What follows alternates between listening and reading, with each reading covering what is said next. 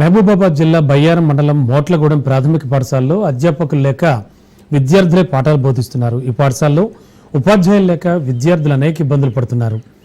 పలుమార్లు ఎంవీఓ అలాగే డిఈఓను కలిసి కంప్లైంట్ చేసినా పట్టించుకోవడం లేదనేది విద్యార్థుల తల్లిదండ్రులు వాపోతున్నారు. టీచర్ లేకపోవడంతో తమ పిల్లల భవిష్యత్ దెబ్బతింటోందని ఆవేదన వ్యక్తం చేస్తున్నారు. ప్రైవేట్ స్కూల్కు పంపించి చదివించే స్తోమత తమకు లేదని ఇప్పటికైనా జిల్లా కలెక్టర్ స్పందించి తమ గ్రామంలోని ప్రాథమిక పాఠశాలకు ఉపాధ్యాయులను కేటాయించాలని కోరుతున్నారు.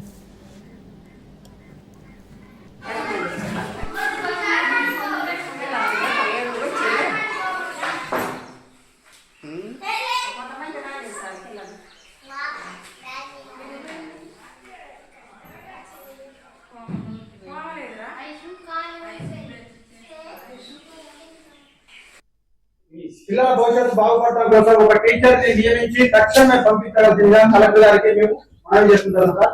వెంటనే వంట మనిషిని కూడా వెంటనే కేటాయించారు సార్. ఇప్పుడు సొంత బిజినెస్ తో ఆమె ఇంత ఖర్చుతో వండి పెడుతుంది సార్. మొత్తం దాతలు ఎవరైనా ముందుకు వచ్చి ఈ రోజు వరకు ఆడుకున్నారు సార్. దీని గురించి మీరు కూడా ఆలోచించాలి సార్ కలెక్టర్ సార్.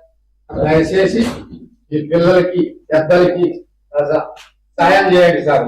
రోజు వస్తే ఒక రోజు రావటం లేదు, పడిపోతాం సార్. ఈ వస్తే మాకేం నడవచ్చు సార్.